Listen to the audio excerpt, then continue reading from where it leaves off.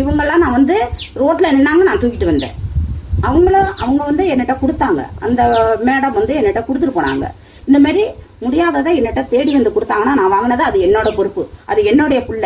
சரியா? நான் 9 மாசம் பிஎல் இருக்கேன், அதுக்கு என்ன சொல்றீங்க? அவ்வளவு டாக்டர்கிட்ட நான் அலைஞ்சிருக்கேன், அதுக்கு என்ன சொல்றீங்க?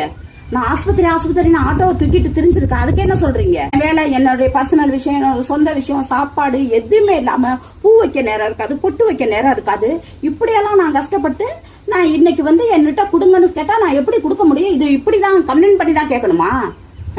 நல்ல நீ அன்னைக்கே நீ கேட்ட திறந்து பிள்ளைய உள்ள இழுத்துருக்கணும். ரோட்ல 1 hour நின்னுச்சு, நீ எங்க போன? எங்க போயிட்டு வந்து என்னைய கேட்டுக்கிட்டு இருக்கிற?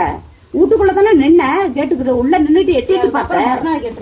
மறுநாள் கேட்டிருக்க வேண்டியதானே, கொடுங்கக்கா நாங்க பாத்துக்கிறோம், வீடியோ பாத்துட்டு கேட்க வேண்டியதானே. இவ்வளதையும் விட்டுட்டு இப்ப வந்து நான் அவார்டு வாங்கி, ஏமா இது கண்ணு